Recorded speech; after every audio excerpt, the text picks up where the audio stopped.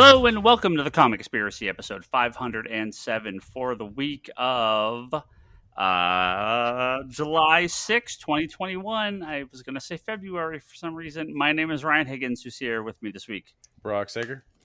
Kevin. And Charlie. There it is. Look at that. Yeah, good intro.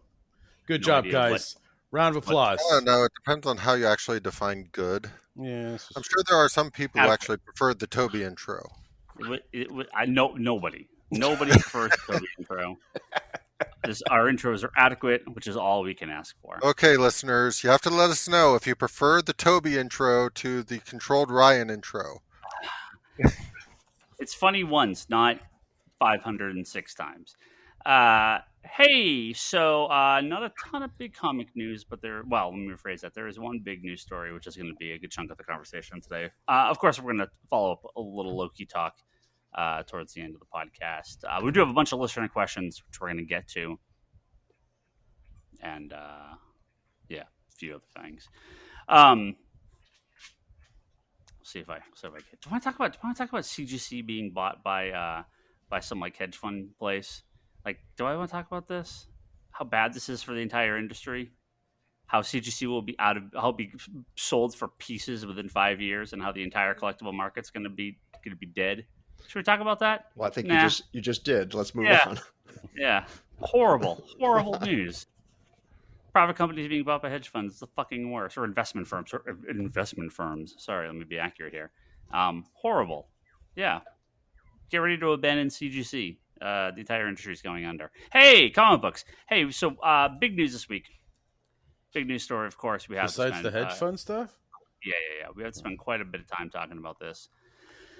As arguably one of the most influential people within the comic book industry that has almost never really worked on a comic book, except in very, very rare cases, has passed away. And that is filmmaker Richard Donner, who you may know from, Scrooged or Goonies, Lethal Weapon, a bunch of other movies. But of course, most people listening to this podcast probably know him as the director of Superman and Superman 2, which are, I would think most people will not argue the fact, possibly Superman being the most influential superhero film of all time, if not top three. Much like Superman, the character and Action Comics basically started the comic book industry in the superhero genre. The Superman movie, for all intents and purposes, even though there were various low-budget serials and television shows, and this was not the first time Superman has been on film, but really Superman the motion picture was the thing that started now 50 plus years, I think. Are we closing on 50 years? 1978. Yeah, 88, 98. Yeah. No, not quite. Getting there. Yeah. It's a big one. Mm-hmm. And there's obviously more specific. There's a lot of his influence over the comic industry, especially in the last 10-15 years, can't be overstated. Just the people he brought into, people he worked with both within the comic book industry and within the movies. But I thought this would be a good time just to, because we've talked about Superman before here, obviously, many times. But maybe we can all take a couple of minutes and talk about our experience, if we remember the first time we saw Superman, and then just kind of our thoughts on the movie, and of course anything you have to say about Richard Donner in general. I mean, he's, most people, I think, Goonies are obviously a fan favorite of a lot of people. Me, Brock, roughly our ages. Scrooge, I know, favorite. But he also did the Lethal Weapon movies. Yeah, sure, right. Yeah, no, he's done a ton of stuff. Yeah, I mean, before certain people went batshit crazy, like Lethal Weapon movies were great. Yeah. I like Kevin's response to the great in the Lethal Weapons. I didn't say all of them. The first two are awesome. Yes. Mhm. Yes. It's diminishing returns after that. Mark, let me start with you. We'll just kind of go around the group. Superman. Yeah. You've seen it. Do you remember the first time seeing it, or is it just something you saw as a kid, or like do you have any kind of real memory of it? So my memory of watching the first Superman movie was probably an edited version on TV. I would think that's probably likely for most of us here. Probably, I'm sure Kevin saw it in the theater. Maybe, yeah. We'll get to Kevin. I remember like enjoying it. Like I liked Lex Luthor. I liked the other person we just lost from Superman. What's his name? Ned Beatty played Otis. Yes, played Otis.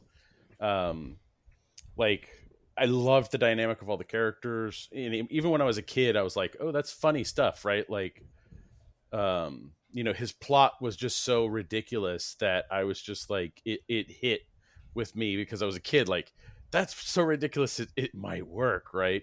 I think my memory of the first one is kind of diminished because I know they cut it down drastically for like when they showed it on TV and the commercial edits and all that stuff. But when I went back when I was older and like watched it, I really liked it even more. But yeah, like, I mean, one of the first times I remember somebody significant that I knew from pop culture dying was Christopher Reeves. So, it's Superman has touched people in many ways. And I think the Superman film itself just really kind of brought Superman into everybody's home, basically. And so, like, especially our generation has a fair connection to it because, again, like, that's what we watched on TV because they were showing, it a lot. I also remember seeing Superman 3 a lot, but that was just horrid. And I think I found like one part of that movie really entertaining. And so I would watch that part over and over again, but I wouldn't watch anything else because it was kind of just bad. And I always wondered to myself, why is this bad and the other ones are good? And, but this is when I was a kid. So it's like, you don't really understand plots and stuff like that completely. I will default here to Kevin because I'm sure he has the more specific kind of history of how this all went down. But yeah, I mean, Richard Donner's kind of time on the Superman films was not perfect. I mean, there was a lot of he was pulled off the second one. They filmed those. They filmed 1 and 2. I mean, basically back to back, right? Like kind of almost like one big giant movie because they were filming. That was the plan. And Yeah. so that, I mean, I'm sure people know the lore by this point in history, Sure. but that ending of Superman 1 was supposed to be the ending of Superman 2. For 2, yeah. But it got bumped up because the budget was out of control. Everything was like way over schedule. And because keep in mind, all of the groundbreaking you're doing on the special effects Mm-hmm. with but yeah, so the Donner Superman 2 I'm not talking about that Donner cut DVD. I'm talking about the theatrical. The actual one, yeah. You can kind of market anything with Gene Hackman in Superman 2 is Donner. Right. And because Hackman refused to work after Donner was fired. Right. So, right. Kind of my problem with Superman 2, and I know we're here to praise things, not tear them down. My problem with Superman 2 is I like the Donner stuff in it so much more than the non-Donner stuff that I just get whiplash when I'm watching it. So I know that this may be a minority opinion, but I will take Superman the movie over 2 7 days a week and twice on Sunday. I mean, I just think it's so vastly superior. But yeah, what was when we saw it? Is that what we're talking about? Yeah. Well, just to finish up Brock's point about the yeah, just the quality of 3 and 4. They are not that's the same producers, but not the same. Yeah, it is not the same movie. So we like to try and forget. They filmed those things. Those were on the cheap. So which is funny considering how successful the first two were. It's weird that they would really crap out. Imagine if, like, you know, the Phase 2 Marvel movies were all made for like $25 million a piece, and they were like, yeah, we're just going to crap this out after Avengers made like $1.5 billion. I mean, Superman was a humongous success. For me, I always found it funny that, like, Superman 1 and Superman 2 were good, right? I mean, all of the problems aside, they were good. And then 3 and 4 just shit the bed so hard. Yeah. But then Warner Brothers, like, seemed to continue that trend with Batman.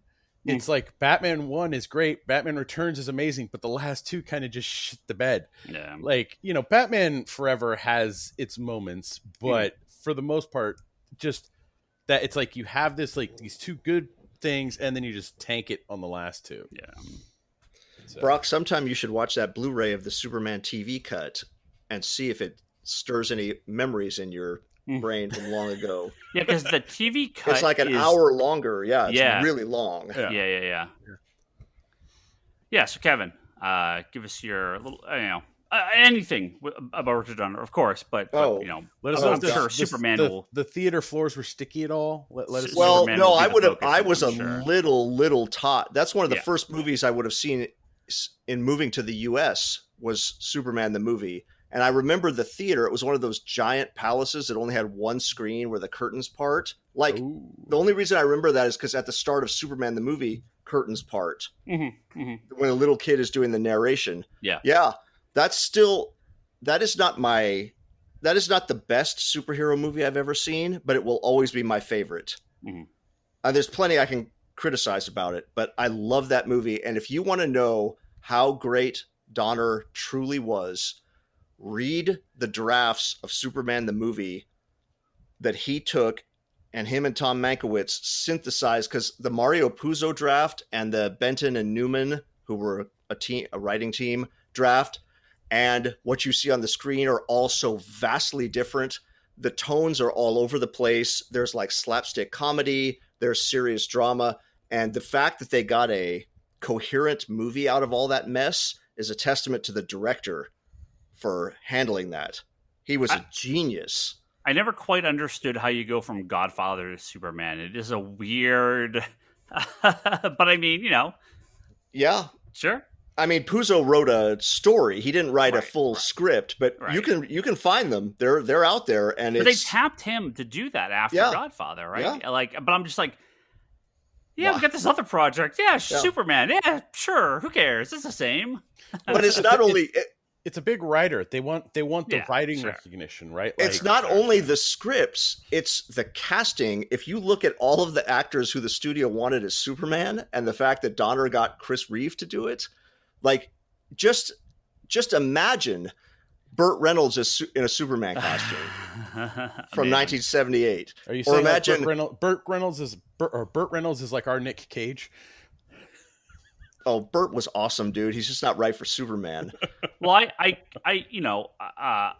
feel like Brando is kind of we've got to have a big star. Oh yeah, and Gene Hackman. Both of those guys. Those are the money, because that's why they're the first two names in the credits. Right. Yeah. But all Brando's of that, how much screen time does he actually have in the movie? He doesn't. Maybe have 20 much. Minutes. Maybe 50. Like it's not long. No. Yeah, because wasn't Brando's like just riding that like wave of his popularity with Superman and Apocalypse Now? Apocalypse Now is where it goes off the deep end. Yeah. Superman's kind of like the last hurrah. Yeah. I just think they cast him because he's a big name, right? Yeah. So like we got to get, because they cast Christopher Reeve and Margaret Kidder, and no idea who these people are. You know, again. And we'll talk about Kevin Feige later, but to his credit, I mean, that is the template should be for casting superheroes. You know, the genius of casting a nobody that can step into these shoes and they don't overshadow. I mean, I like Ben Affleck and I like the Burton's Batman. Oh my god, I'm like his name. Michael Keaton. Michael Keaton, well enough, but they are bigger. They are like almost bigger than the role. Yeah. You know, you get into people that get typecast. Obviously, you know, Christopher Reeve really never. I mean, he was Superman forever, but I think it makes for a better character on screen. Yeah, but well, just to finish up, I mean, the genius of Donner was not only wrangling those scripts, not only managing personalities like Brando and Hackman, finding Chris Reeve, and delivering a movie that, if you look at all the 3 chapters of that movie, kind of Smallville, Krypton, Metropolis, and then the big disaster part, so 4 chapters, let's call it, are all very different in tone, but they all work together. There's not that whiplash feeling that I was talking about Superman 2. Yeah. Would you say that was kind of what Johns got with like Secret Origin? Or I think that's what he was going for sure. Yeah, even the way Gary Frank drew that character in that book. Well, Gary Frank is, and for Gary Frank and Frank Quietly, I think have said that Christopher Reeves is who they mirror their Superman after. In that, like he's like, I remember seeing Frank Quietly thing where it's like Clark's big, but he like hunches just enough, and he has the glasses on, and like you see the transformation. But when he's Superman and All-Star, it's like, you know, it's a complete transformation because it's more of like he's upright and, you know, so like more of a presence. Which if you watch Chris's performance in Superman, that's what he did. He was mousy and just kind of that Clark Kent character, the awkwardness, and then like when he needed to, he just became Superman. But to finish up with Donner, I love him. He's one of those directors who's good in any type of movie, any genre. The Lethal Weapon movies, Lady Hawk. I love The Omen, Superman, obviously. Inside Moves, which is kind of one of his forgotten earlier movies. I could just go on. He was great. Great. Just great in the sense of that you could watch a Donner movie with the credits taken away and you wouldn't know it was a Donner movie, because he's kind of that old style director where you're kind of invisible, where it's the material and not necessarily a strong directing hand on the material. So I don't think he got the credit he deserved until now that he's passed away, which is kind of a case that happens a lot. Charlie, I mean, I would disagree with that to a degree, because like Donner is one of the first, like you talk about sort of like the fandom and stuff around Zack Snyder and like the movement that got the Snyder Cut and that kind of stuff. And like the mythology almost that kind of came out around the fact that he was removed from Superman and that kind of stuff made him just as much a sort of known figure, not to the level that Zack Snyder is with Justice League because of the internet and everything else. But like when you talk about some of the like footage that was kind of found and re-put in there with, I want to say it was like called the extended edition or whatnot. And then of course the Superman 2 Donner cut that they released and that kind of stuff. And I mean, yes, his impact to the comic books for me kind of goes like, I almost think Jeff Johns instantly when I think Donner at this point, because a lot of the stories I've heard are from Johns talking about Donner. Yeah. So. And what was that Superman comic they did together? Yeah, they did the just that run of action. Yeah, it was action, right. Yeah. So like it is not the Last Son of Krypton. That's what it was called. Yeah, I guess the way I would kind of put it in the end, or at least the way that I kind of look at it, is I don't feel like I'd have Jeff Johns if it wasn't for Donner. Like I feel like all of that kind of we got because Donner's connection to Johns when Johns was first starting out, that sort of led him to do comic books. That it just, I don't know. There's a direct path there, and that's also part of the reason why when I heard of his passing, like my first thought was, oof, that's rough. And I've kind of been half looking out for John's putting out some sort of statement, because I kind of feel like he was very, very close to Richard Donner, at least on some level. Yeah. Compared to anybody else that I kind of follow in the industry. Well, you jumped the topic a little bit here, but Oh, I that's will okay. always jump the topic. Charlie, Always. what's your first memory of Superman? So my first memory of Superman, and I can't tell you, there's no way I saw it in the theater if I do the math or whatnot, unless they did like some re-release to the theater or something. But I always think of sort of like the helicopter scene and the like chain kryptonite necklace with him in the pool. Like that imprinted on me so much as a kid that like to this day, anytime they include that like chain kryptonite necklace with a statue or action figure or anything, it always elevates it to a new level for me. Because that is just one of those really like striking moments in the movie for me. And I know I'm getting off topic, but like those are things from the first movie that imprinted so strongly to me that I think of them whenever I just think Superman to a degree. It's just that sort of iconic image of him saving Lois for the first time and sort of that view of Superman being rendered powerless in a very kind of simple way. Yeah. Yeah, for me, I'll kind of echo some of the sentiments here that I mean, obviously not alive when the movie came out. I don't really remember my first time seeing it, but I do remember watching Superman 2 endlessly. And it's not that I necessarily maybe found the first one boring or anything like that, but I was definitely like the bigger action and the fight scenes and all the stuff with Zod. I loved in Superman 2. So when I feel like it was just always on. I don't feel like I saw one nearly as many times, but it was Superman 2. I felt it was always on television. Um, so I do remember Superman being one of the first DVDs I bought when this ancient format was first invented. Was that a snapper case back Oh then? yeah. The first, yep, Superman 1 and 2 were both had like they were early DVDs. They were some of the earliest DVDs released. They would have wasn't like the kind of the clamshell normal one that most things are now. It was the black tab that you would like snap back on it and had like the cardboard front.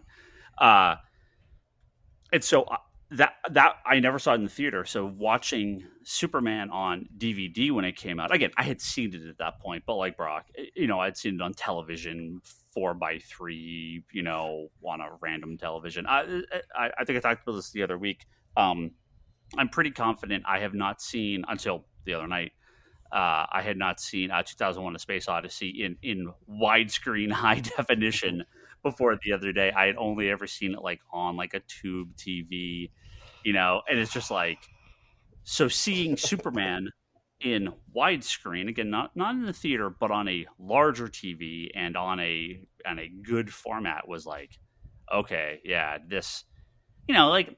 When we were kids, Star Wars would be on every single Christmas and Thanksgiving and every holiday constantly on television, but really seeing like the real Star Wars on a big screen or high definition is like, oh my God, like you miss so much. So I do remember like just what a better experience that was.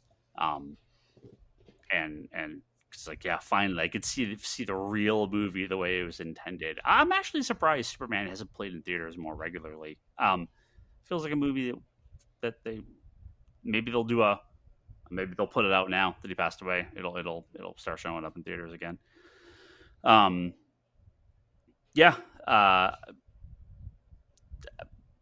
Well, I do have a couple things more to say here, but I'll save it because sort of what Charlie was more than alluding to. Superman was a great movie. Richard Donner was a great director. But the comic book world owes way more to Richard Donner than just a couple good Superman movies.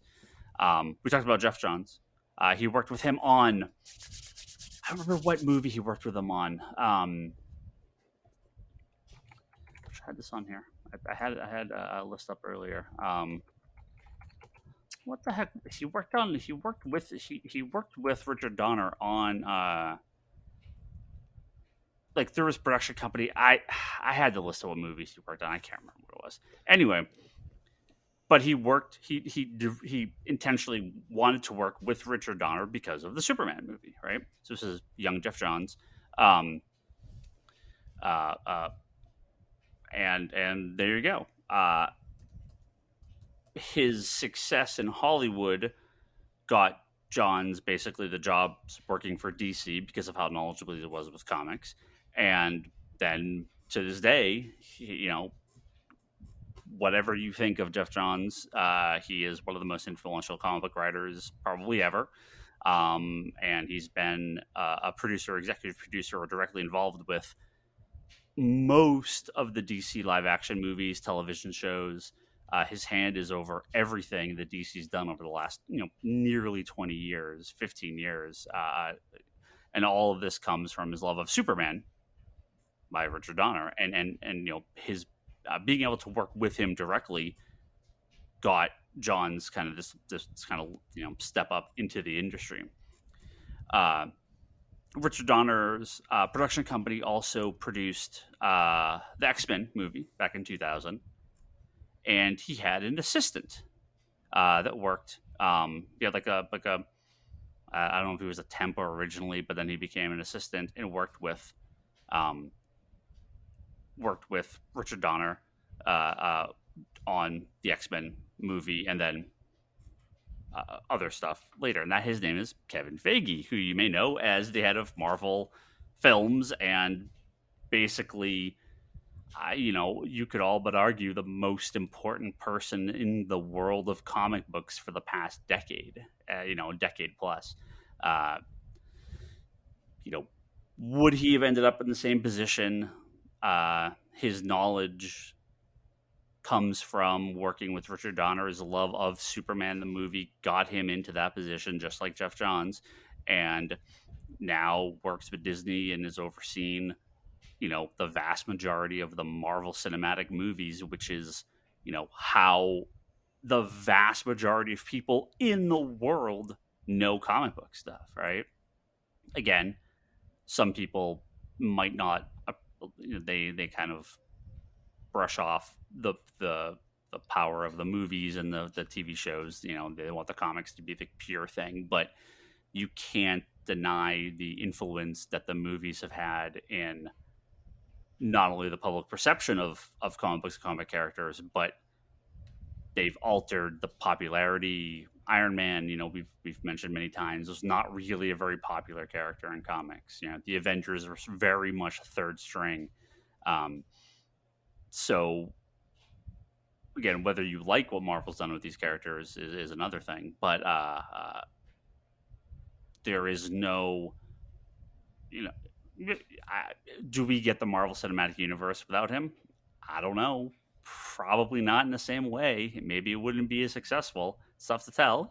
I think this stuff would still work without him involved, but he really is the glue that, kind of makes us all work, because gets us all stuck together. So, considering Johns' influence at DC, Feige's influence on Marvel, it all starts with him. It starts with Superman, their love of the movie, and then them working directly with him in Hollywood on various projects. And then basically, the last, like I said, 10, 15 years has been these two have been some of the most dominant forces in comic books. So,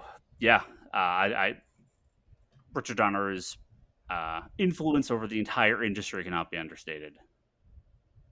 I think you owe, not going to maybe say he's Stanley or Jack Kirby. He's not physically making comic books, but just his presence is felt in all the people that were fans of these movies that then worked in the industry, whether it was more on the corporate level or more on the creative level. I think you'd be very hard pressed to find someone who works at Marvel or DC that's like, Superman movie, that kind of sucks. I just don't think you're going to find anyone that thinks that. I'm assuming if you like superhero stuff, you probably like Superman. So there you go. I think it's he started the ball rolling, right? Yeah, I don't. He's I don't think you really. You would get some level of the MCU and DCU, and you would get movies, and you would get TV shows, of course. But his hand on that movie, in the first movie and the second movie, there is a line that Warner Brothers looks at him and says, we can do this for Batman. It took them a while, right? But Batman was in. I mean, there was talk of Batman going back. I think almost earlier than Superman, wasn't there? Like they were trying to do a Batman live action movie for a long time. Yeah. Hey, here's a true story that I just thought of.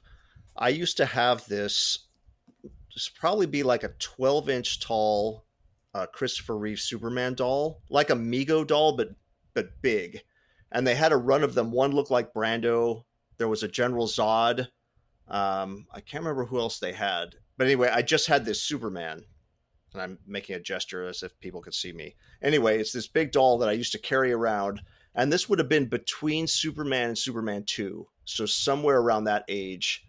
I used to carry this doll with me everywhere, like an obnoxious little kid. I could not go somewhere without this doll.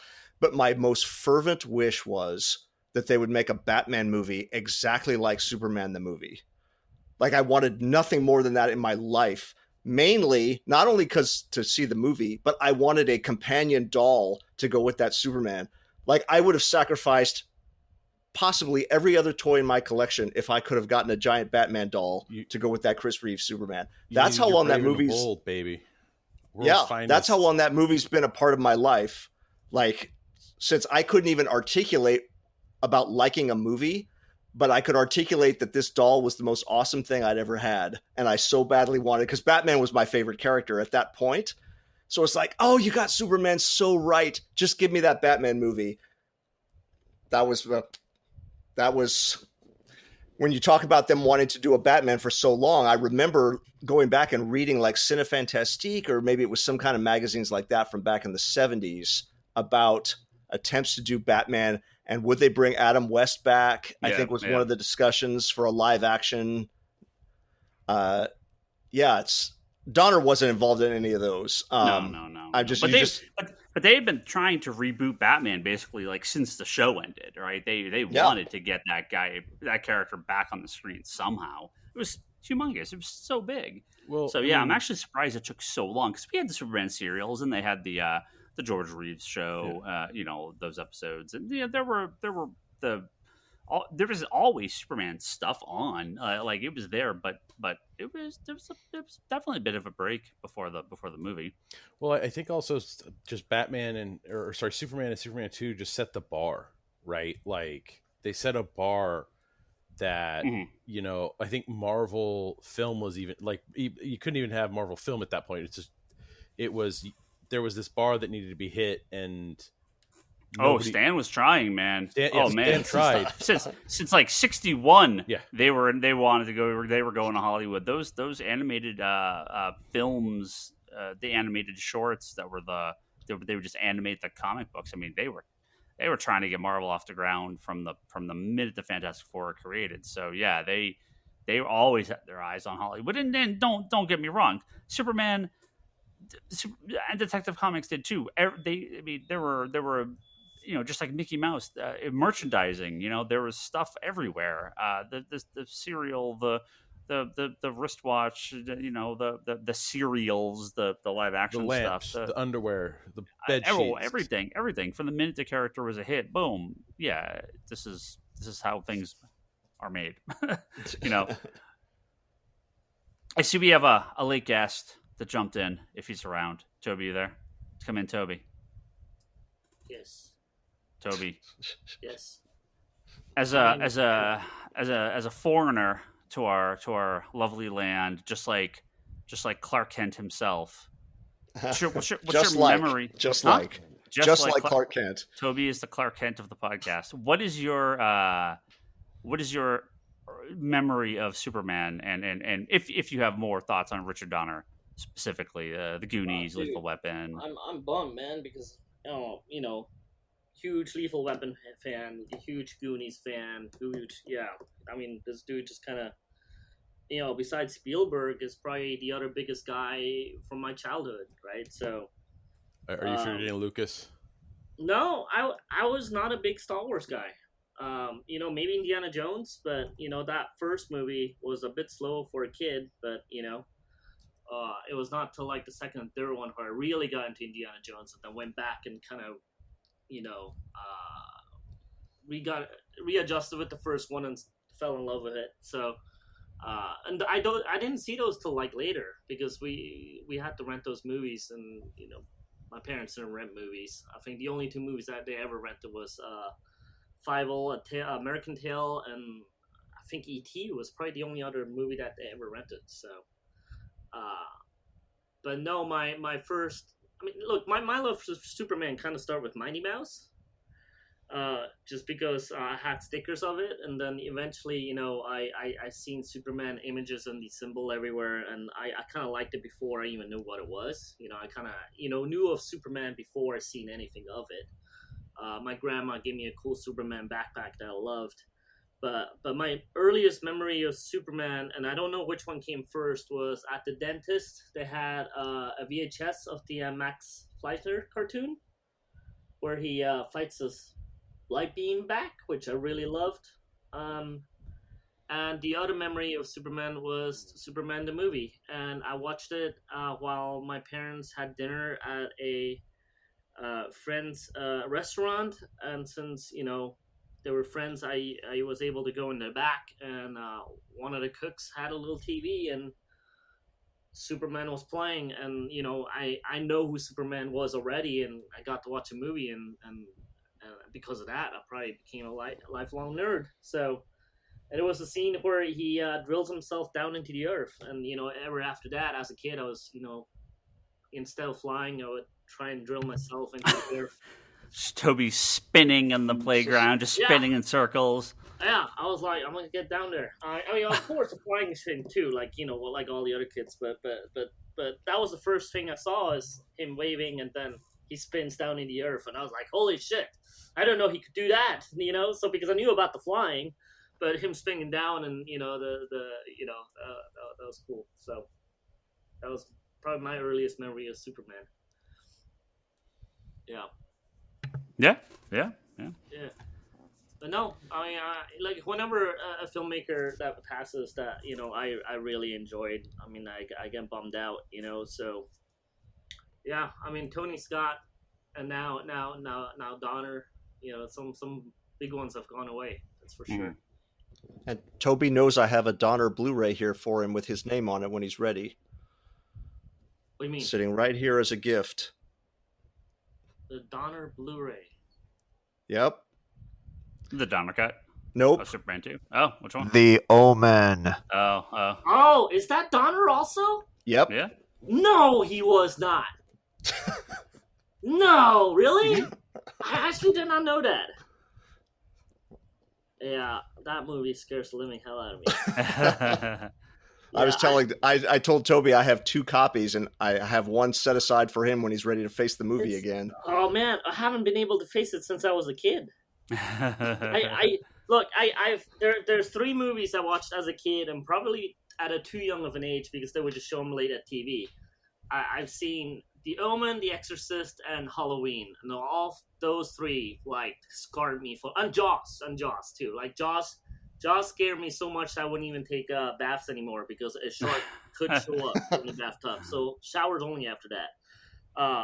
But no, between Omen was like at a camp. It was some kind of summer camp, and some other kid was watching it, and I watched along. I'm like, and I didn't sleep, I think, for 2 weeks after that. Yeah, and I never been able to face it again. I mean, just the music fucking haunts me to this day, dude. I mean, this is like 35 years later, right? The Exorcist, I forgot. Oh, The Exorcist is actually kind of funny. We had religion class I'm going way off topic here, but we had religion class once a week, and for some reason we had a substitute, and I don't know how, but the entire class was able to talk the teacher into us watching a movie, and it was a substitute teacher, some young lady, and I feel really bad for her in hindsight. but we somehow con her into watching this religious movie, which was The Exorcist. She never came back. She never substituted again. And we got a bit of trouble after watching that in class. But yeah, some other kid brought that tape to class, and we all watched it in class in like third grade or something. Whoa. Yeah, it was really early on, and that scarred me for life too, because I was like, holy fucking shit, this is creepy as fuck.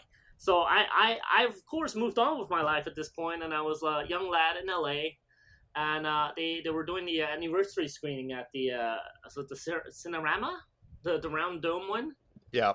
And I was like, you know what? Even though I was really young, I was like, I actually thought that was a good movie, even though I never wanted to see again. And I was like, man, it's been so many years. I'm an adult now. I can do this again. So I made the mistake of watching that again, and I think that fucked me over for all the other movies. I'm like, nope, still fucking creepy, still fucking scary. I still can't sleep. Yeah, and I haven't been able to face down. I can't even buy it. Like, I legitimately think The Exorcist is a phenomenal movie. But I can't even buy it. Like, I don't even want to touch the DVD case. Like, that's how much it freaks me out. So, but I think it's a phenomenal movie. Like, I'm really impressed with it. But yeah. So we just need to leave a DVD of Exorcist in front of Toby's house, in front of his front door.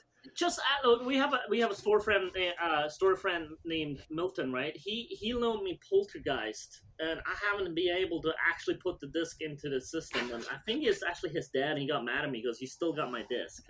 Like, well, Toby, Poltergeist is fun, scary. It's not like those other ones you named. Is it though? Because the only scene I know of it is that creepy TV scene. I'm like, nope. Oh, there's a creepier scene than that. I don't want to spoil it. We're way off topic. As a kid, Poltergeist scared the living hell Oh yeah, out as a of kid me. for sure. Yeah. Yeah. But that's like Spielberg scary. Right. I didn't watch this till I was older. One last thing on Richard Donner before we wrap up. Personal favorite of mine being Scrooged, of course. Bill Murray. Scrooged is so good, Scrooge so funny. is one of those Christmas movies that will forever be great.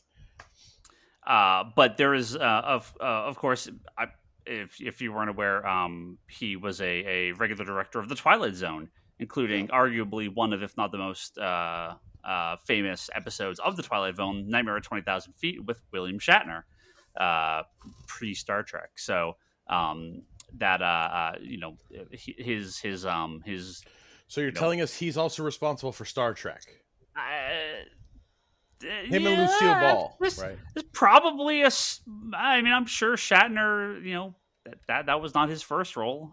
Was it his last? Shatner worked on stuff like through, before Star Trek, but clearly, Star Trek was, his big thing. So Donner is very, very deep in nerd. Yeah, that Nightmare at 20,000 Feet may be the one piece of pop filmmaking that got brilliant directors for the original, which is Donner on the TV version, and then the remake movie version had George Miller, as in Mad Max George Miller. Yeah, for the movie, right? Yeah. Yep, that's good. That was a good one. All right, we are going to talk and probably Loki. One of the best lines of movie dialogue ever, and people say it all the time. I'm getting too old for this shit. We're gonna talk some Loki, but I do have some questions here. We're gonna go through our Twitter questions, and then we'll end on some spoiler talk for Loki.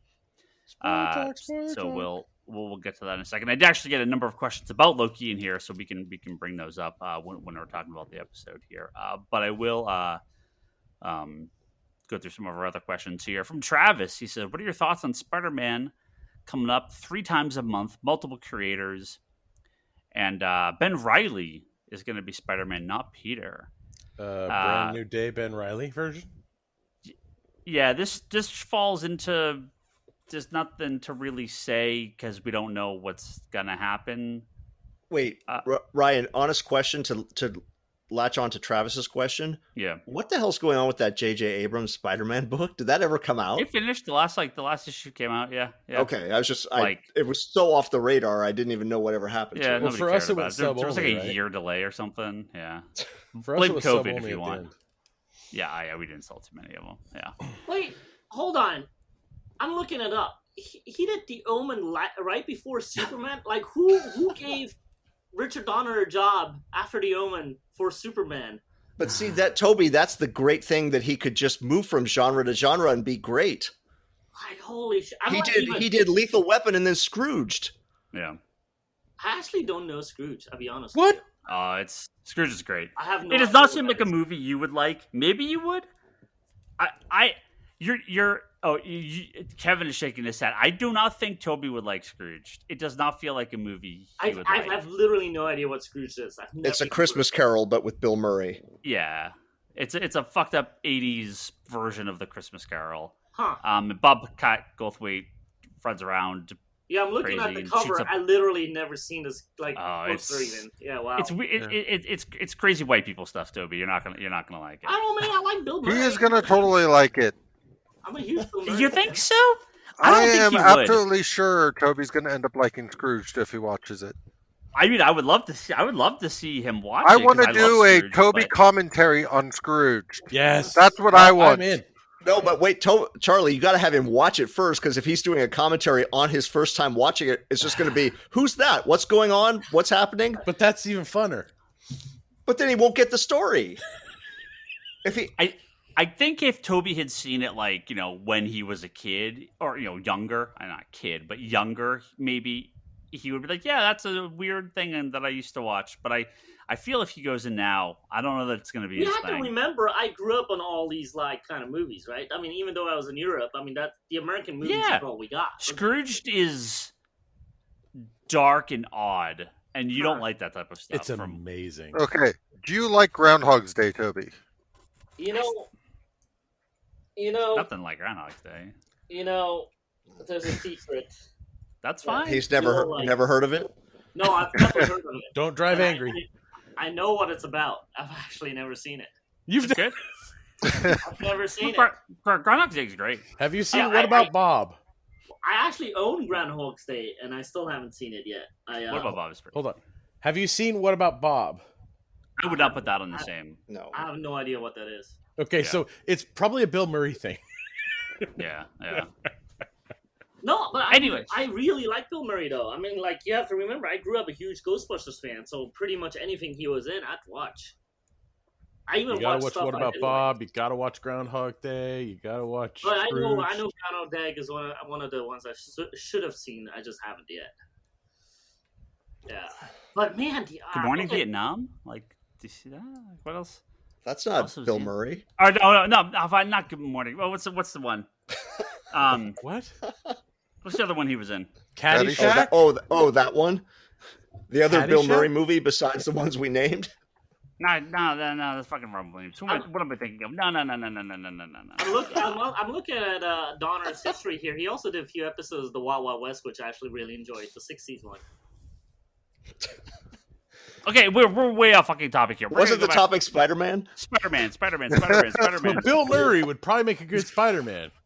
There's going to be multiple creators on Spider-Man, and maybe Peter Parker's dying, and Ben Reilly is going to be Spider-Man. Maybe. Marvel- I just don't have anything to say about this. Well, Marvel did the same thing back when they did Brand New Day. Brand New Day, they had a whole bunch of different Right. creative teams that Multiple creators. Yeah. worked on like certain story arcs that, and then they just released them in. One creative team would do a story arc, then another would do a story arc, and then another, and it was just the editor that kept kind of this thread running through the whole thing that kind of that kept the story moving forward. Mhm. It also, like, that was also the time they were testing, well, can we do 3 times a month Spider-Man? And then they said yes, and they also released Extra, which made it 4 times Spider-Man at the time. So, and that's what they're doing with like a lot of this like rando point somethings or whatever. It's just the same formula they had from before. Really quick, I was thinking of Stripes. That's what I was thinking of. Anyway, let's get back to Spider-Man. Back to Spider-Man. Can we talk about Oh, Caddyshack? right? I haven't Yeah. seen it yet. I Wait, think it's a Bill Murray. Caddyshack and Groundhog Day are 2 different movies? Yes. Yes. Very different. Very different. Caddyshack's fucking incredible. Alright. Anyway. Nobody worry about me. They're killing Spider-Man, I Again? guess. Which one? Sure.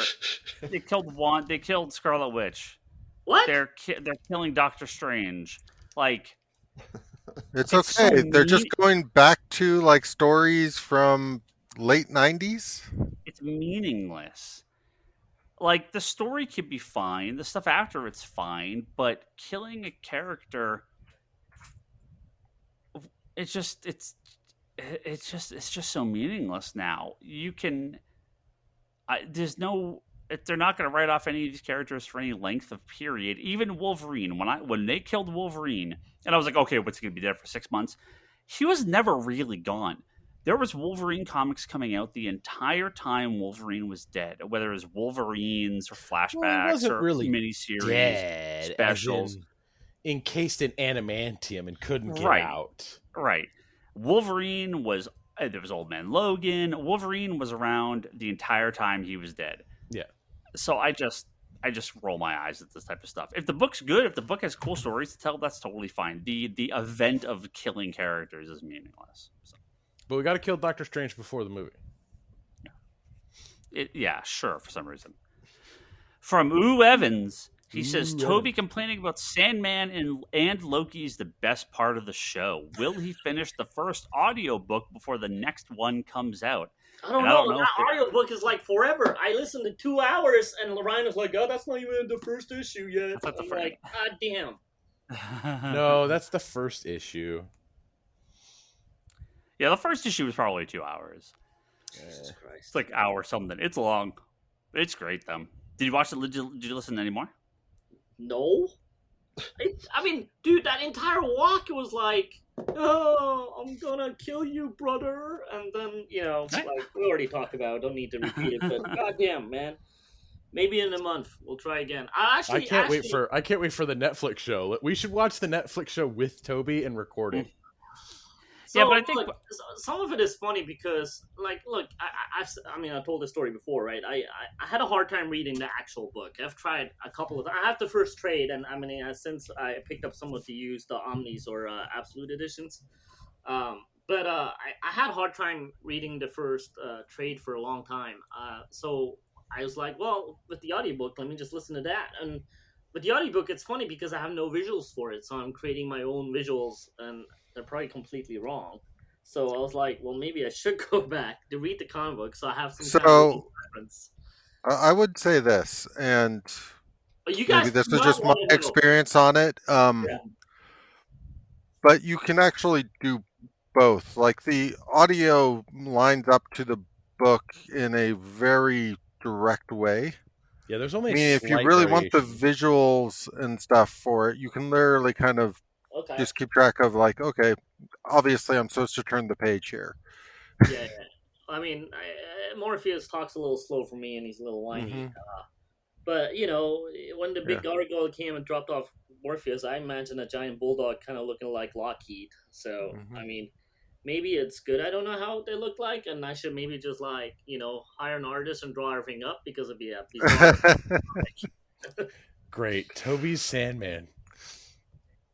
it'd be the most Actually, that would be a very interesting project to take somebody who had never read like the comic or whatnot, like Maybe hire look some. at it and go, what the fuck? This guy is more fucked up than I am.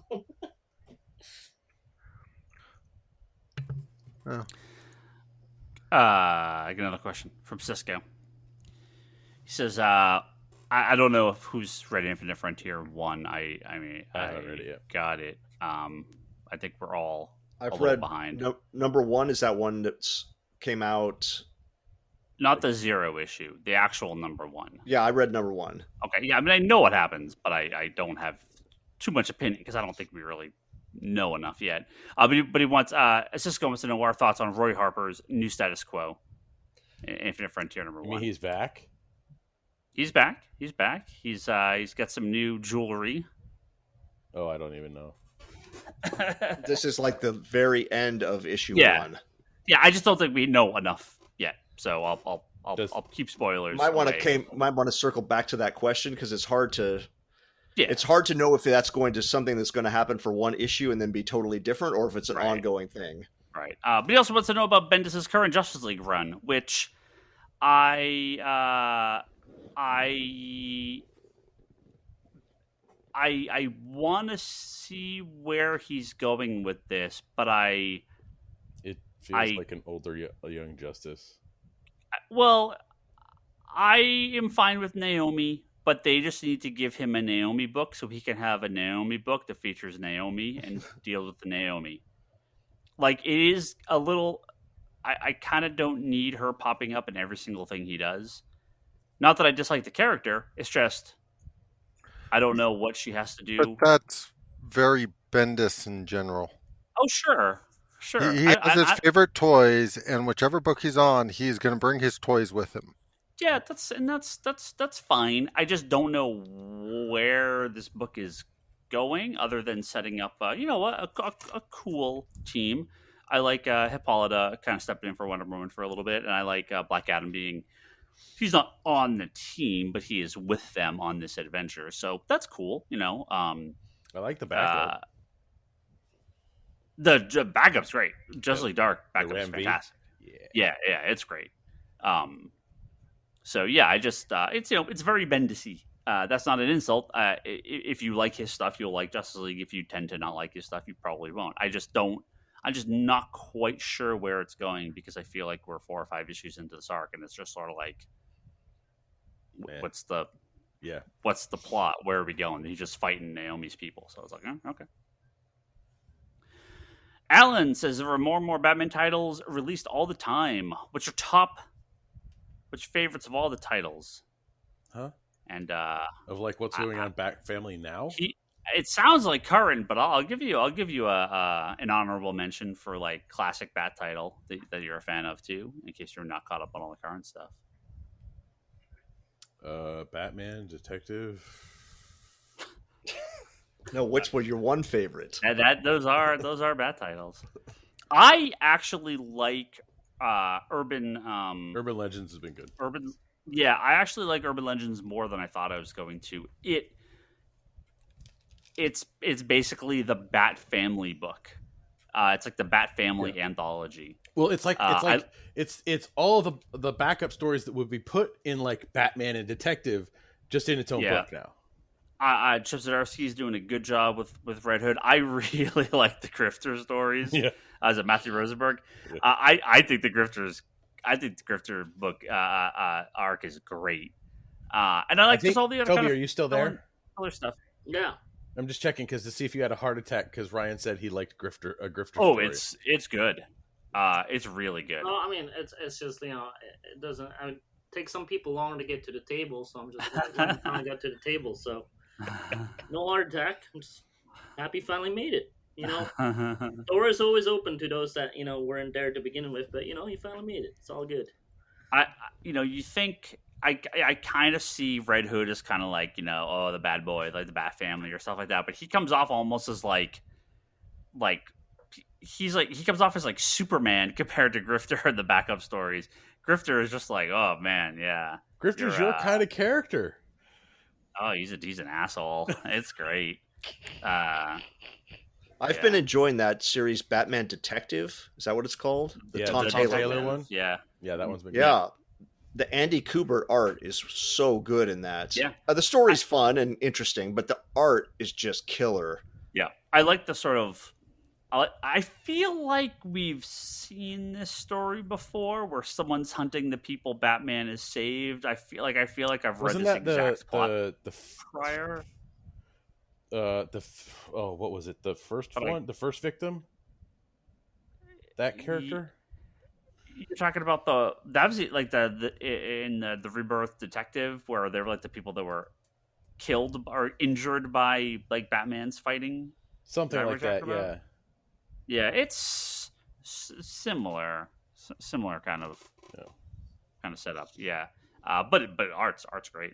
Yeah.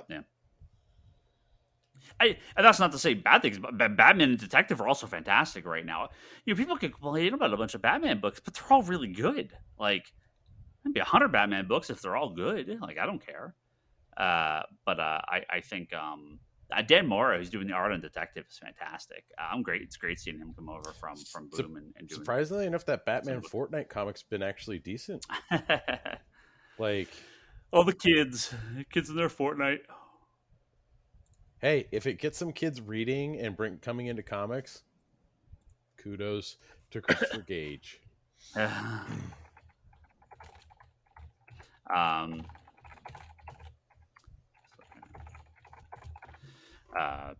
just gonna keep adding Fitch shit. Ooh, here's a good one from Coco. What are some unresolved plot threads from books that keep you up at night? I mean, it doesn't keep me up at night, but I'm like, what the hell happened to Firestorm exploding? Unresolved. Are you talking about a Doomsday Clock? Well, no, I'm talking. We were talking with a customer, huh? I'm talking about John's having him go nuclear, and he never did. In what? Brightest Day. He was supposed to. Yeah, I don't remember this. Yeah, he was supposed to go. He was supposed to go like explode, and then nothing ever happened with it. We were talking earlier today with a customer about Doomsday Clock about how it's a cool story, and it just sort of like it exists in its own little like bubble, and none of I don't know if those threads were all supposed to be picked up later, and all of, like the superhuman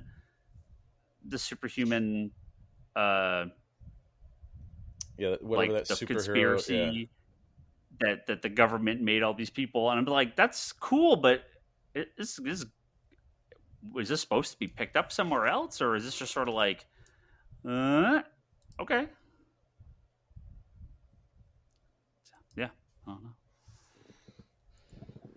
Charlie feels like he should be reading X-Men Legends, which answers all the old plots from the X-Men comics in the 80s and 90s.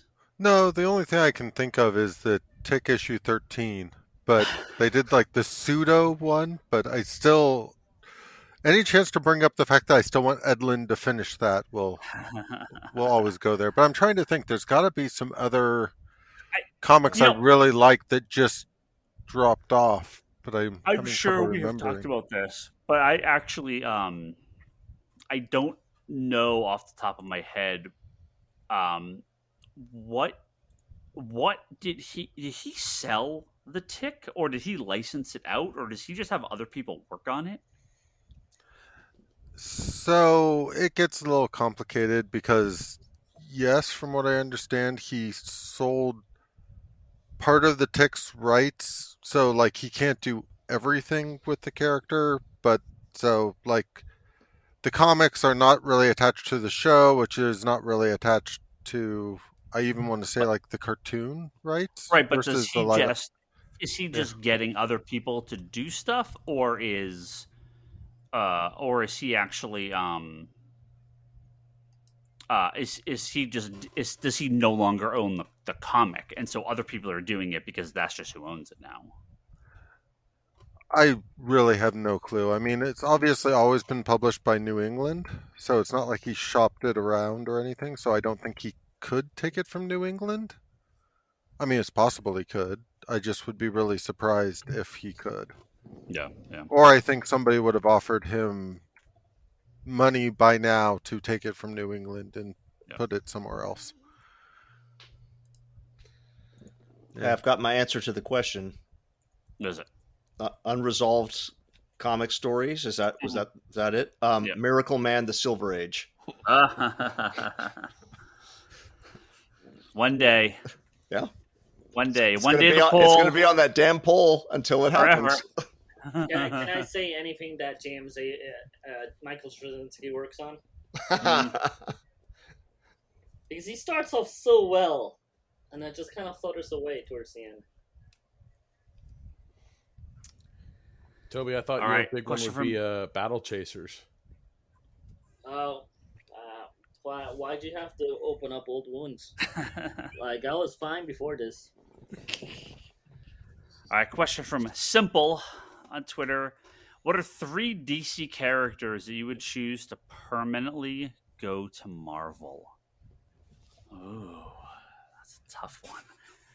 If you had to choose 3 characters that could go to Marvel, I assume that. Do they have to be DC proper? It just says three Well, DC obviously, characters. Charlie, you have some names in your mind. Well, no, I'm just thinking that there's a lot of characters from like the Wildcat area that Oh could no. easily sort of shift to Marvel and sort of fit there. Fair enough. And I mean, obviously, once you open up Vertigo and stuff too, there's all sorts of weird stuff you could shift around. But I kind of feel like the spirit of this is probably more classic DC characters and not necessarily those who are currently owned by DC. Wasn't the exchange on Marvel vs. DC that permanently Green Lantern was going to be a Marvel character and Iron Man was going to be a DC character? That was the rumor. I actually looked this up a number of years back. Is it just a rumor? Yeah. It was it was never anything that was going to happen. But it was like, I think like She-Hulk may have been like part of that too. Like yeah, it was just some weird like go thing. She-Hulk without the Hulk backstory. It was just some random thing that was sent out years. Yeah, but I don't think it was ever an actual consideration. But it was pretty funny. I got one. Who's that? Pick a Robin, because there's plenty of them. Just send one over that way. It could be Marvel's Robin. Okay, I'm going to be silly here. I'm going to go with Ambush Bug. Oh.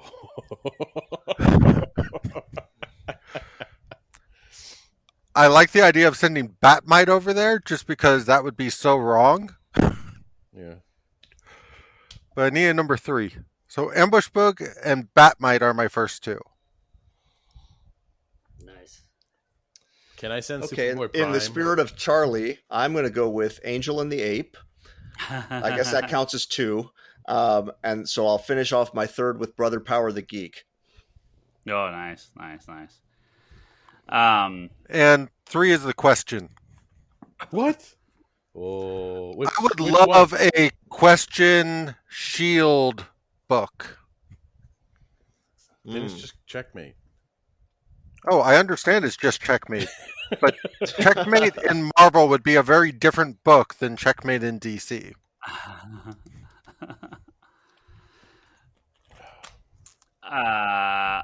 My troll answer is going to be Hercules, Wonder Woman's Hercules. But they already have one. Captain Marvel and Access. Those are going to be my troll answers. If you're going to go troll answers, you need to go Captain Carrot. The joke being they already have a Hercules, they already have a Captain Marvel, and Access is owned by both Marvel and DC. So, I remember Access. The Marvel DC amalgam character. The great thing about like kind of the difference in Marvel and DC is like, yeah, you send Superman or the Flash over to the Marvel universe, and boy, does that just fuck the Marvel universe top to bottom. Yeah. You send Spider-Man to the DC universe, and it's like, yeah, well, whatever. Like, sure. Yeah. Even like the Fantastic Four, it's like, okay, what are you gonna do? Like the Hulk, we got Doomsday, no big deal. But you send like one DC character to Marvel, and it just changes the entire course of the universe. It is Tony Stark has a heart attack and dies.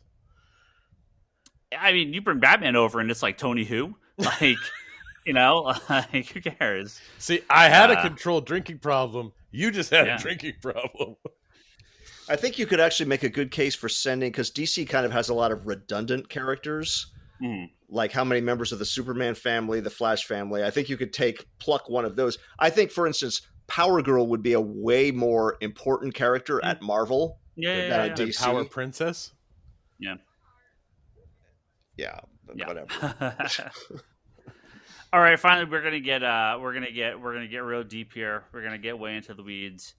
It's from Hazy Cloud. Last question before we're gonna talk about Loki, so we'll go out on this. Okay, first question: how does Superman fly? Kevin's rolling his eyes, rubbing his face. Because there's so many answers that have been given over the years. Like, didn't John Byrne give like it was telekinesis. Is that right? Yeah. That he was like propelling himself through the air. So nonsense. You know how it's Darkseid is. it's just Superman flies. Like that's it. Yeah. It's just the power of the yellow sun. he is always drawn to the Imbues sun. Kryptonians. It's like the sun is he's being pulled like with a magnetic pull of the solar waves, right? So imbues Kryptonians with the ability of flight. Toby mentioned it earlier, but honestly, I think the best visualization of that ever was the Fleischer cartoons. Mm-hmm. For how it would, quote unquote, realistically look for somebody to do that. Yeah. He also wants to know, is Connor Kent Clark Kent's son or brother? Technically, he is a clone of Clark and Lex Luthor, of Superman and Lex Luthor. I would believe a like partial clone would be considered your son, right? I mean, your son or daughter. It's his son. It's the mixing of right. I mean, the genetic traits combining would make technically a son. So yeah, Connor Kent is the son of Clark Kent and Lex Luthor. Yeah, not in a certain way. Yeah, he is not. I mean, I guess an exact clone would be like a brother, but he is the mixing of two. Yes, it's an exact, because we got that from the Invincible cartoon, right? Because the two brothers argue all the time that the other one's a clone. Which ones? Yeah, but they're brothers. They call each other brothers, right? Right. Yeah, I would. I mean, they've always positioned Clark or Connor as not his son, not his biological son, but as partially biologically his son. Not by choice, not intentionally. It was just one night in a lab. Lex and Clark just but he had a little too much to drink, but he does or at least in the past has sort of treated him like a son. Yes.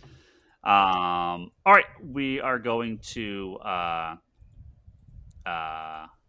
going to talk about Loki. So this is your spoiler warning. So there you go. It's Loki talk. For everyone, I want to hear from Toby first because he sent me some. No, because you're the one with the big opinion. You sent me, not in a bad way. Like you've. So who's the guy that wrote in saying he enjoyed me complaining about Loki and Sandman? Yeah, you've been. What's his name? What's his name? Ooh Evans. Ooh Evans. Ooh Evans. Ooh Evans. I'm very very sorry because I'm about to disappoint you big time. Yeah, you were pretty down on Loki. Well, you were pretty mediocre on Loki. Yeah, well, nothing happens. There's just a lot of talky. Right, you sent me multiple messages. You're in. Yeah. You're back, baby. Yeah. I don't like to agree with you, Ryan, as you can tell my enthusiasm here. So what did this episode do that the others didn't for you? This is magical. This episode had heart. This is there's a Loki alligator, so now you're all in. Is it an alligator or a crocodile? Have we? I don't know what you're talking about, to be honest with you. But this is the episode. Wait. Hold on, Toby. What? You watched the end credits. Oh my god. Yes. Did you? Oh, yes. Toby. What? You watched the post-credit scene? Yes. Oh, okay. Then yeah. Okay. Alligator. The Loki alligator? What the fuck are you talking about? That little kid Loki was holding an alligator with a Loki helmet on it. Yeah. I fucking just saw the kid, the old man in the underwear, and the fucking black Loki. Okay, yeah, you're fine. Where the hell is the alligator? It's in the kid's arms. The kid's holding him. Well, it's like a pet. Is that a Loki? Yes. He's got it's the like helmet on. It's like the Thor frog. Yeah. Oh, okay, whatever. Well, what I found, so since we're already talking about the post-credit scene, what I find funny is I saw all that, I was like, all right, cool. But why is there a destroyed Avengers building? Why is there a destroyed Doctor Strange house? What's this building here? Is this potentially something hinting at like a Baxter-looking building or something? Not that it is, but it's like... And then I think I saw something like a building with some writing on it, but I couldn't discern it. And I'm like, is that connected to maybe something like something we haven't seen yet. So, but like there was a lot of other stuff going on in the background of that shot, and I was like, okay. Wait, So, the scene was only like a few seconds. How do you guys see so much shit in these few seconds? it's called Pause with 4K TV. Yeah, you mentioned this. I don't know. Look, I don't know anything about. Look, I was a little mediocre on There's Loki to begin with because buildings, right? to me it was a little. Oh, slow. fuck you! Explained. I'm not gonna watch a fucking. Look at me, I'm a Dirk. I gotta explain this thing. No, just give me the fucking post credit scene. You motherfucking pieces of shit. Ryan, just do an image search. You won't have to. I got it. I got it here. Tricky to find a good one. Happening. I'm looking at it right now. I guess that's could be the Avengers Tower, it's the Avengers Tower. That's exactly the layout. I mean, I don't see Baxter Building. I don't anything that would resemble the Baxter Building. I don't see anything that resembles what's Doctor his face Strange is on the bottom right. Sanctum Sanctorum. There's nothing here that looks like Doctor Strange's house. It's like there's random buildings and like random ruined buildings. I suppose that could be Avengers Tower, but it just looks like a hunk of metal. Like it doesn't look like the Avengers Tower. How does that not look like Avengers Tower? The thing on the right, like top like right hand side. Yeah, it just looks like a fucking giant hunk of metal. It doesn't look like Avengers Tower. That's not what it looks like. That's not what Avengers Tower looks like. It's got the landing platform. Anyway, it's got the go ahead.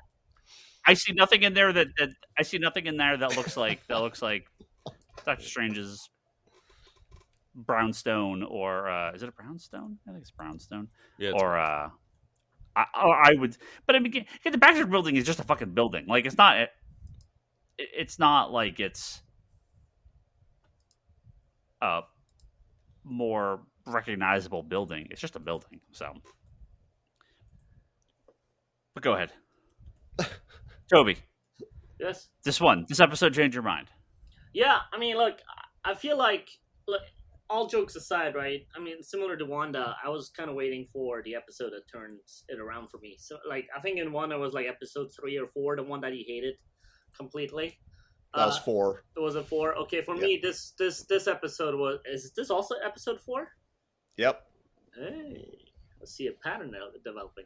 Well, this did the same thing for me. It kind of made sense. I mean, not that the other things didn't make sense, but it just added more oomph to everything that came before it, and I really enjoyed it, and it just gave it so much more heart. So, it kind of went from my least Disney Plus Marvel show to probably my favorite in just one episode. So I'm really enjoying it now. So I'm curious to see where it goes from now. But yeah, I really, really like this episode. Cool. Yeah, I'm a little unsure on the Loki half romance almost. Oh, come on, that was brilliant. It makes sense. Loki can only love himself. I mean, that's like one of the things I saw a mile coming. Like right when they introduced him, like yeah. Well, they did kind of hint that he had been more going on than just like more than just a I don't know. I don't even know what I'm trying to say. They did sort of tease that in the last episode a tad, but yeah, it's fine. I don't know where that plot goes, but okay, that's cool. He likes his female alternate reality version of himself. That's neat. That's deeper than I would have given Marvel credit for. We just know that whoever wrote the show is a fan of Red Dwarf, and therefore all is good.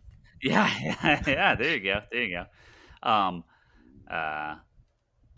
But yeah, no, it was a good episode. I mean, I'll just say I called everything and was 100% right about everything, which is, I'd say usually how these things go when it comes to movies. I'm always 100% right, and all my predictions come true, and I'm never wrong about anything. Pretty standard for me here. But no, I think from the very beginning, it was super clear that lady was the bad guy. I actually when the timekeepers showed up, I was like, they look like really bad Disney animatronics. They were like impossible to. They were like blah, blah, blah, blah, blah. Like I couldn't understand a word they were saying. They were moving all like weird, and I was like, yeah, they're like animatronics. They're like robots, huh? Like you could tell the second they showed up, you're like, yeah, they're not real. I can't understand Ryan at all. Like what? At all. I do not understand. Like there's no logic to your head at all. Like what are you talking about? How do you like salmon and all the crazy shit that goes in salmon? But over here, you're like, oh, they look like bad animatronics and fucking. They blah. did. And I can't understand a word they're saying, but you understand all the dumb shit they say in the fucking salmon. They're like, oh, everybody's fucking asleep, therefore he's forever. Oh, it's fucking deep. Like, what the fuck? They did look like bad animatronics, and you can't understand them. They're intentionally making it sound fairly like decent animatronics. Well, they look like good animatronics, but how do you go from like Loki falling in love with himself is a little deeper than I would give him credit for to like Sam? Yeah, everything makes so much sense. It's so deep, and that's your voice in my head. Yeah. Okay. Well, I mean, it was intentional. They look like animatronics because that's what they are. It's the voice was this weird, bad, echoey voice. Just like the animatronics at Disneyland. I mean, this is intentional. This is what they were supposed to come off as. They are not real. They were robots. I'm not making this up. These were intentional choices to make them hard to understand because that's how a lot of these animatronics come off at poorer parks. Disneyland does a pretty good job of it, but at a lot of places they do come off shitty. They'll go back and look at the timekeepers. They don't move, even for CG. They don't move naturally. They move very herky jerky, just like animatronics do in a lot of, again, the older, poorer quality animatronics. Which ride do you think these poor animatronics are going to end up at? Oh, they'll totally like throw them into like Guardians of the Galaxy or something like that, right? Because they fit right in. But yeah, no, totally. Lily's the bad guy. She's holding back the multiverse. The end of the thing. They're gonna zap her. They're gonna undo the TVA, and now here comes the multiverse, right? Because the TVA has been intentionally, for whatever reason, has been intentionally holding back the multiverse from existing. I'm telling you, it's Miss Minutes. It's not her. It's the cartoon clock. Yeah, it's Miss Minutes because if you remember, she was a cadet when she let Sylvie go, right? So she's moved up the ranks at the TVA. So she's not somebody that's necessarily, behind everything.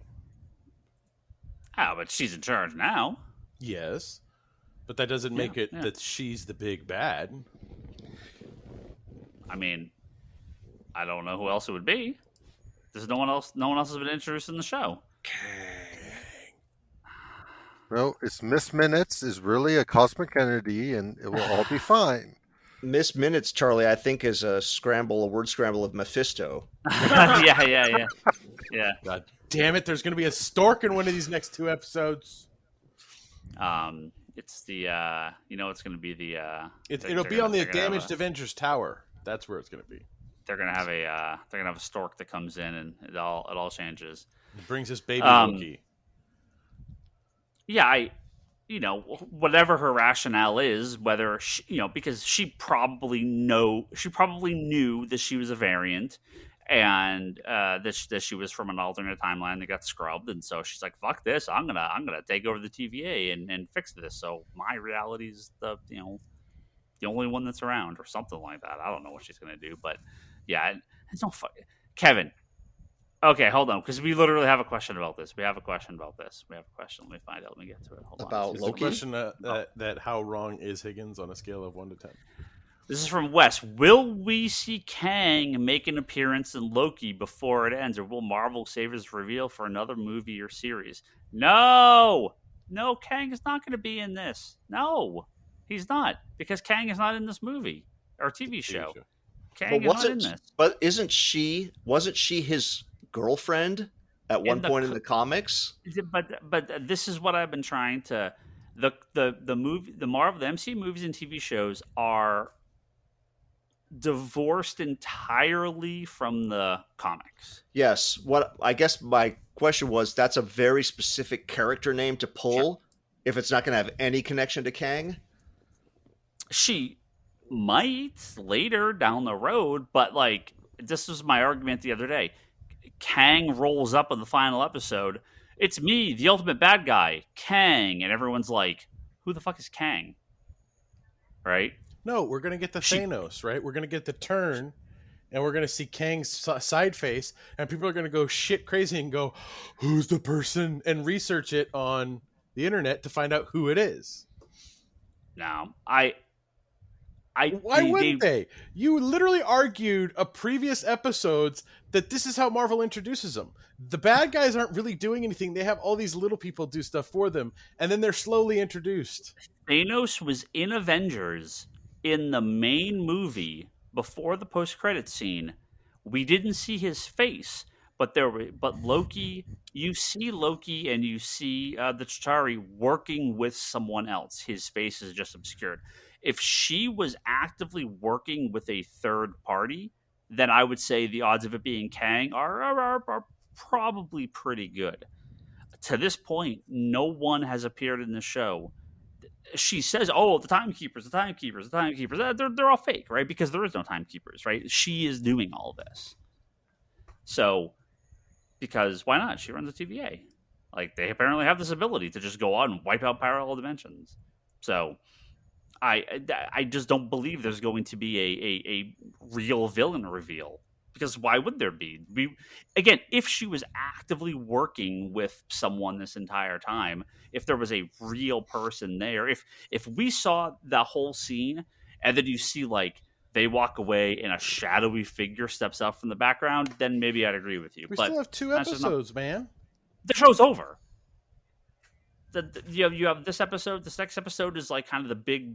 We find out everything, and then the last episode wraps it up. You're not going to introduce Kang. So if I had to have a prediction of who the reveal's going to be, the bad behind it all, it's going to be another alternate version of Loki.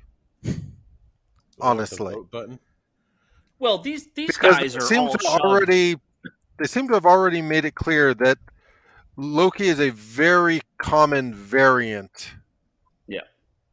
With all this, to the point where it would make sense that a Loki wouldn't want to leave other Lokis out there to potentially screw up his plans. Well, people that get what do they call them? Wiped? What do they call them? Rebooted? I forget what they call it. They call it a thing. Sent to the trash. It's not pruned, is it? Pruned, yeah, pruned. I'm they're assuming they all trash heap. Yeah, exactly. So there's going to be a billion Lokis there, and there's going to be all sorts of other people. And spoiler alert, obviously, Owen Wilson's there, right? I mean, that's because he got pruned, so he's going to show up there. So yeah, they're going to be like, yeah, we've all been fucking killed, and put in this sort of like parallel dimension holding zone. Until the multiverse can get unleashed quick question: again. Do you think that's how they introduce the negative zone? I don't think they're ever going to introduce a negative zone. Not in any of this stuff. Why would they? I don't think. I mean, down the road, but none of this has anything to do with the negative zone. I think people are pretty confident that the multiverse is going to evolve in Spider-Man. So this undoes the multiverse. Black Widow's not going to deal with it, obviously, because it should have already been out. But Eternals, I don't think we'll touch on it. It just feels like a different type of movie.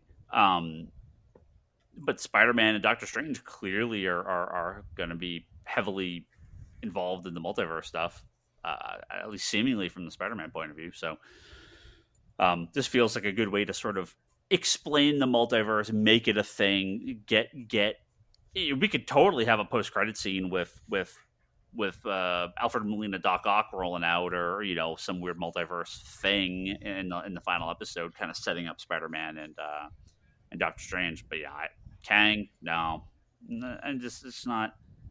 It's also isn't a time travel thing. This is like a multiple reality thing.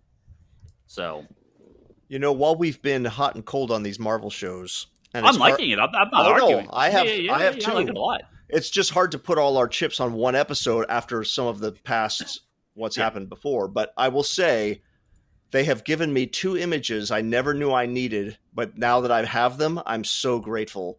Number 1 is Richard E. Grant in that classic Loki costume. Oh, it's so good. Brilliant. And I'm a little bit ashamed to give into my Y chromosome here and admit the other one, but I'll go ahead and do it.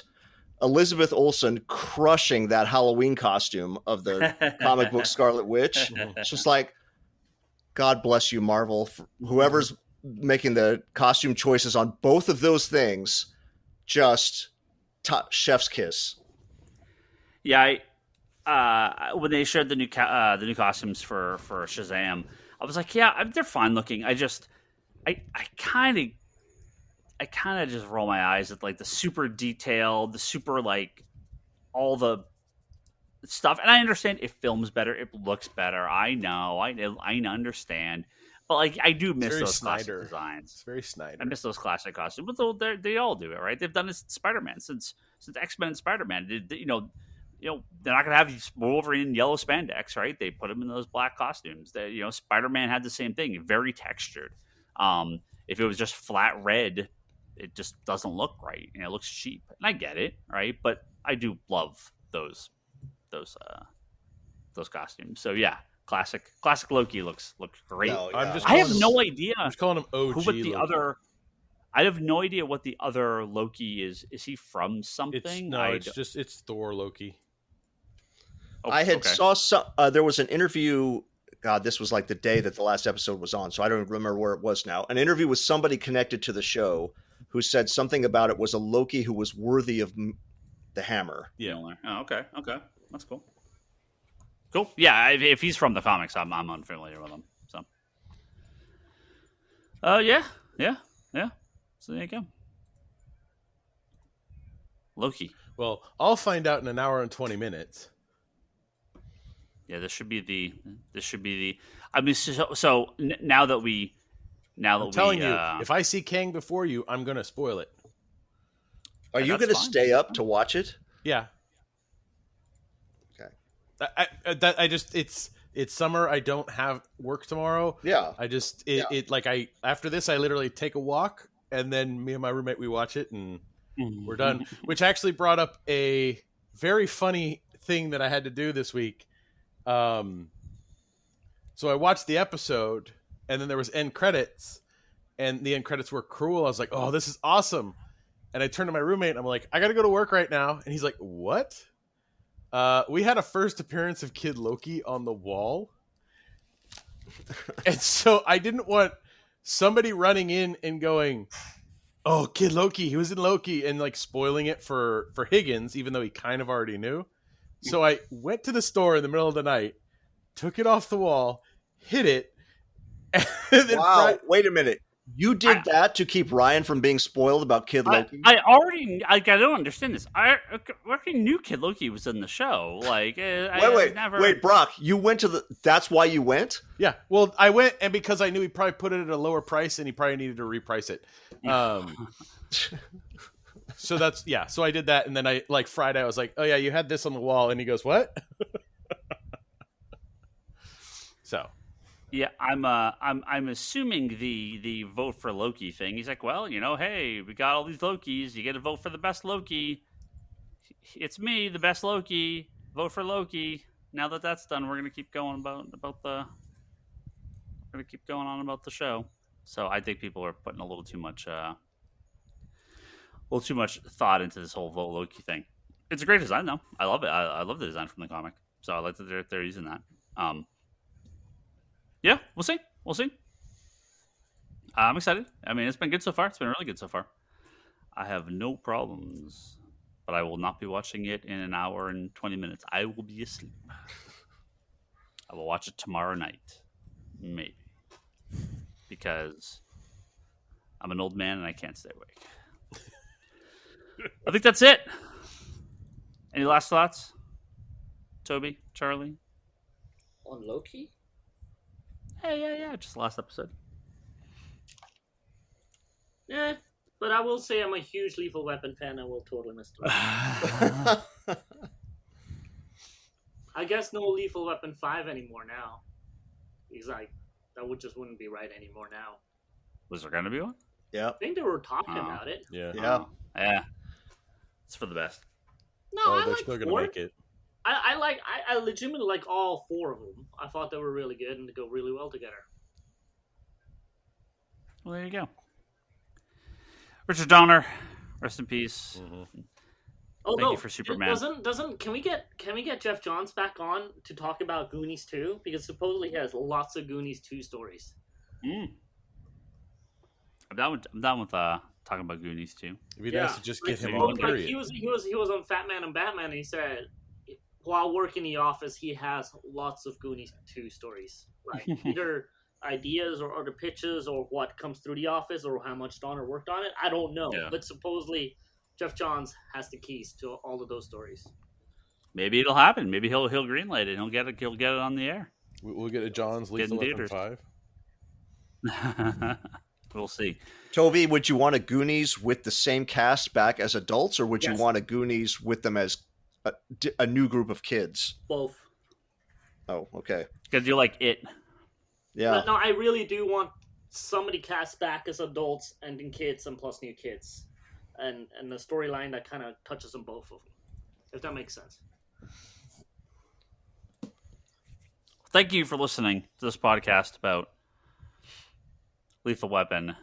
And we got an hour of Donner talk on that. That's pretty Yeah. impressive. Yeah. It's good stuff. We are going to wrap up now. Thank you all very much for listening. And thank you to our top tier Patreon backers, Joe Duff, Craig Anderson at clearpathcoaches.com, Jimmy Rivera at the Social Forum Podcast, and Talon Bray. Thank you all very, very much for your support, as well as everyone that gives us money over at patreon.com/comicconspiracy. You can head over to comicconspiracypodcast.com, Apple Podcasts, and Spotify to find all our previous episodes. Go to comicsconspiracy.biz to buy comic books from us. Because we love comic books. There's always great comic books that you can buy when you're over there at comicsconspiracy.biz. Now, as of right now, we are still scheduled this Saturday to have a signing, if you're hearing this, with the Jim Kruger, writer of Earth X and Justice, as well as Luigi Borello for their new title, No Ghosts in Hiroshima, from Scout Comics. I say that with a bit of an asterisk because I know there's been some delay in the normal release of the book, but we've been told we are still going to get it in time for the signing, even though the official release has been pushed back. I do not have tracking. I do not have a ship date, but we are told we are going to receive it beforehand. So fingers crossed, toes crossed, everything goes according to plan. I know printers are running behind, shipping's running behind, not just for this, for everything, right? The fact that you get your comics weekly and things are not super delayed yet, count your blessings, because we might start seeing some delays in the future. We've seen a couple here and there, like with Venom 200, and just a bit of a, staff shortage in some areas, some shipping staff shortages, and some paper shortages. So hopefully when we return next week for new episodes, we'll talk about how great the signing was. But please keep an eye on your email account if you have an account with us for Comic Hub, or our social media feeds, because we will definitely confirm as we get much closer to the event. So please keep an eye out for that. Head over to conspiratorbaroque.com for Baroque's blog, video pull list, unboxing videos.